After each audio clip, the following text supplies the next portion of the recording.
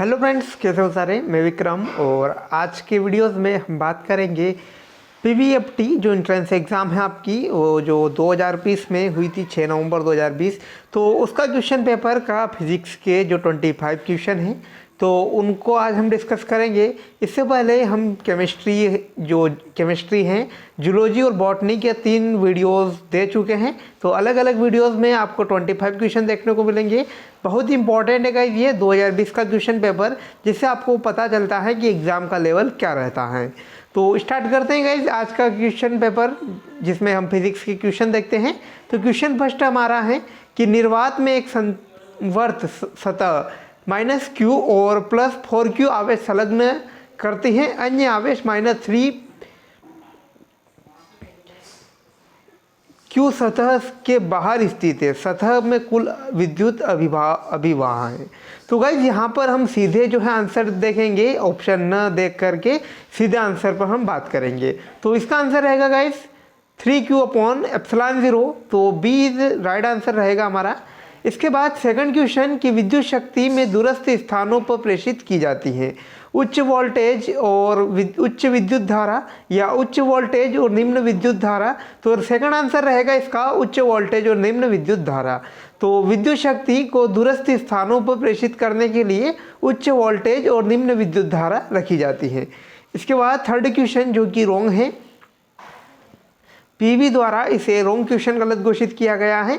Fourth question की हम बात करें कि 300 मीटर प्रति सेकंड की चाल से 50 ग्राम की गोली दागने वाली 5 किलोग्राम की एक राइफल का परिक्षेप वेग का परिणाम हमें यहाँ ज्ञात करना है। तो इसका आंसर रहेगा गाइस बी 3 मीटर पर सेकंड। इसके बाद 5 क्वेश्चन जो है कि पृथ्वी की सतह पर गुरुत्वीय विभव क्या होगा यदि पृथ्वी का द्रव्यमान M और पृथ्वी की त्रिज्या R ले। तो इसका आंसर रहेगा गाइस ए -gr, यानी कि जो पृथ्वी का गुरुत्वीय विभव जो होगा गाइस यहाँ पर -gr होगा। इसके बाद क्वेश्चन नंबर 6 की एक सामान्य अमीटर एम्पलीफायर का शक्ति प्रवर्धक 37,500 है यदि एक ट्रांजिस्टर के निर्गत प्रतिरोध और आंतरिक प्रतिरोध क्रमशः 6000 ओम और 400 ओम हो तो ट्रांजिस्टर का वोल्टेज प्रवर्धन होगा। तो इसका आंसर रहेगा गाइस 750। तो जो ट्रांजिस्टर का वोल्टेज प्रवर्धन रहेगा वो रहेगा 750। नेक्स्ट हम बात करें कि एक इलेक्ट्रॉनिक उपकरण जो ऊर्जा के एक रूप में सिग्नल को अन्य रूप में के सिग्नल में स्थानांतरित करता है तो वह क्या कहलाता है। ऑप्शन है प्रेरक या ट्रांसड्यूसर, संधारित्र या पुनरावर्तक। तो इसका आंसर रहेगा गाइस ट्रांसड्यूसर। तो वह इलेक्ट्रॉनिक उपकरण जो ऊर्जा को एक रूप में सिग्नल को अन्य रूप में सिग्नल में रूपांतरित करता है तो वह जो है कि ट्रांसड्यूसर कहलाता है। नेक्स्ट हम बात करें कि एक खगोलीय दूरबीन की आवर्धन क्षमता हेतु अभिव्यक्ति निम्न होगी जब अंतिम छवि सुस्पष्ट छवि से कम दूरी पर बनती है। और जो दिया हुआ है हमारे पास कि अभिदृश्यक और नेत्रिका की फोकस दूरी क्रमशः FO और FE एवं दृष्टि की कम दूरी D है। तो इसका आंसर रहेगा गाइस बी कि M = -F0/FE, ब्रैकेट में जो है 1 + FE/D। तो ये भी राइट आंसर रहेगा हमारा। तो इम्पॉर्टेंट है गाइस, हर एग्ज़ाम में जो आपकी पीवीटी एग्ज़ाम होती हैं इसमें ये क्वेश्चन पूछा जाता है इससे रिलेटेड, या आपका यहाँ पर सवाल भी आ सकता है न्यूमेरिकल या फिर थ्योरी में भी ये क्वेश्चन आ सकते हैं। इसके बाद क्वेश्चन 9 जो है कि एक इलेक्ट्रॉन की हाइड्रोजन पावर परमाणु की निम्नतम अवस्था से दूसरी उत्तेजित अवस्था में जाने के लिए आवश्यक ऊर्जा की होती है।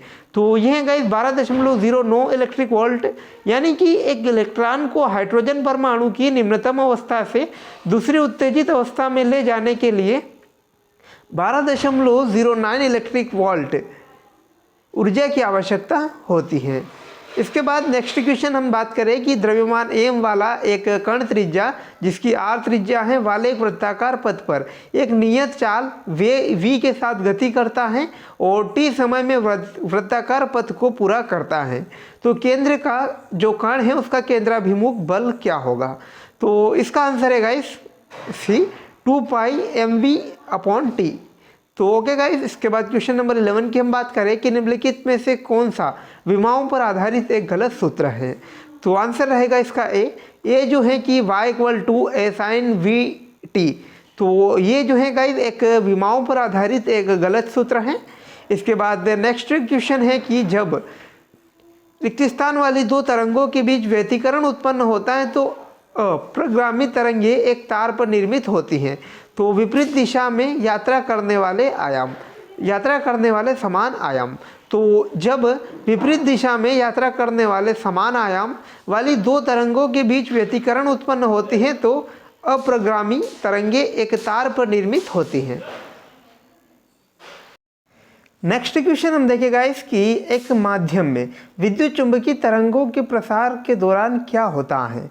ऑप्शन है विद्युत ऊर्जा घनत्व या चुंबकीय ऊर्जा घनत्व की दोगुनी होती है, या विद्युत और चुंबकीय ऊर्जा दोनों के घनत्व शून्य होते हैं, या सी है विद्युत ऊर्जा घनत्व चुंबकीय ऊर्जा घनत्व के बराबर होती है, या विद्युत ऊर्जा घनत्व चुंबकीय ऊर्जा घनत्व की आधी होती है। तो इसका आंसर रहेगा गाइस सी कि एक माध्यम में विद्युत चुंबकीय तरंगों के प्रसार के दौरान विद्युत ऊर्जा घनत्व और चुंबकीय ऊर्जा घनत्व के बराबर होती हैं। तो what happen during the propagation of in wave through a medium. तो electric energy density is equal to the magnetic energy density. तो ओके गाइस, इसके बाद नेक्स्ट क्वेश्चन हम बात करें कि चुंबकीय निरक्ष पर नति कोण होता है। इंपॉर्टेंट है गाइस बहुत ही ज़्यादा। The angle of dip at the magnetic equator is. तो आंसर रहेगा इसका 0 डिग्री। तो यानी कि चुंबकीय निरक्ष पर नति कोण का मान जो होता है गाइस 0 डिग्री होता है। इसके बाद हम नेक्स्ट क्वेश्चन देखें कि G इक्वल टू 4π² I/T² की गणना करने में अधिकतम संभाव्य प्रतिशत त्रुटि की गणना करिए यदि लंबाई की माप में प्रतिशत त्रुटि 3% और इसकी अवधि 2% हो। आंसर रहेगा इसका डी 7%। इसके बाद नेक्स्ट क्वेश्चन हम बात करें कि निम्नलिखित में से किन तरंगों का ध्रुवीकरण नहीं किया जा सकता। तो ऐसी कौन सी तरंगें हैं गाइस जिनका ध्रुवीकरण नहीं किया जा सकता है। तो आंसर है इसका पराश्रव्य तरंगे या अल्ट्रासोनिक वेव। तो guys which of the following रे कैन नॉट बी पोलराइज्ड। तो अल्ट्रासोनिक वेव। इसके बाद नेक्स्ट हम बात करें कि फोकस दूरी 10 सेंटीमीटर और -20 सेंटीमीटर के दो लेंस संपर्क में रखे जाते हैं। इस संयोजन से अनंत दूरी तक रखी गई एक वस्तु की छवि पर बनेगी। तो ये गाइस आपका न्यूमेरिकल है और ये न्यूमेरिकल आपको 12th NCERT के जो किरण प्रकाशिकी चैप्टर है उसमें बिल्कुल मिल जाएगा। तो बहुत ही इंपॉर्टेंट है और ये क्वेश्चन हर ईयर में आपकी PVT एग्जाम में अक्सर ये इस टॉपिक से क्वेश्चन आते हैं। तो इसका आंसर रहेगा संयोजन से 20 सेंटीमीटर।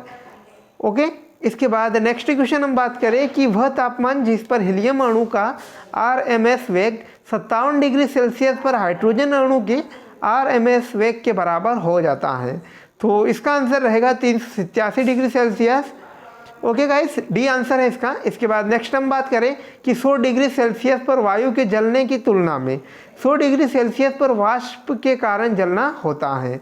तो आंसर है इसका अधिक खतरनाक। तो when compared to burn due to the air at 100 degree Celsius burn due to steam at 100 degree Celsius. तो आंसर है इसका डी मोर डेंजरस यानी कि अधिक खतरनाक होता है। नेक्स्ट हम बात करें क्वेश्चन नंबर जो है कि 20। एक छोटा स्टील का गोला एक तार से बंधा हुआ है और एक समान कोणीय वेग ω1 के साथ एक क्षैतिज वृत्त में तेजी से घूम रहा है। तार को अचानक से खींचा जाता है जिससे वृत्ताकार पथ की त्रिज्या घटकर आधी रह जाती है। यदि ω2 एक नया कोणीय वेग है तो संबंध होगा। इसका आंसर रहेगा गाइस डी कि D2 ज़्यादा है, सॉरी जो ω2 ज़्यादा है ω1 से। नेक्स्ट हम बात करें कि एक अमीटर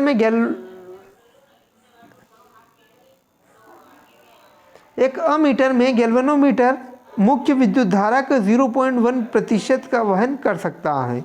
यदि गैल्वेनोमीटर का प्रतिरोध 10 ओम है तो अमीटर का प्रतिरोध क्या रहेगा। तो इसका आंसर रहेगा गाइस 0.01 ओम। इसके बाद नेक्स्ट क्वेश्चन हम बात करें कि एक बल्ब को 100 वाट और 200 वोल्ट रेट किया जाता है। यदि विद्युत ऊर्जा का 30% प्रकाश ऊर्जा में परिवर्तित होता है तो 1 घंटे में उत्पादित शेष ऊर्जा क्या होगी? तो इसका आंसर है 2.52 × 10⁵ नेक्स्ट हम बात करें नियत दाब पर 30 डिग्री सेल्सियस तक के कक्ष तापमान पर किसी द्विपरमाणु गैस के 0.7 मोल का तापमान बढ़ाने के लिए आवश्यक ऊष्मा की मात्रा है। तो यह है गाइस 610.05। ओके, इसके बाद सेकंड लास्ट हमारा क्वेश्चन है कि बीम के मध्य में उत्पन्न होने वाले अवनमन या डिप्रेशन को कैसे कम करें?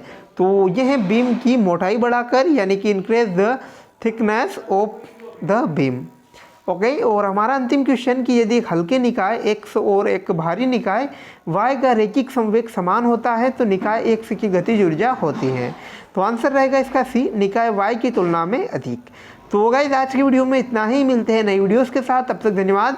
और आप चैनल को सब्सक्राइब कर दें ताकि कोई भी नई अपडेट रहे तो उसे आप मिस न कर पाएँ। Thanks for watching guys.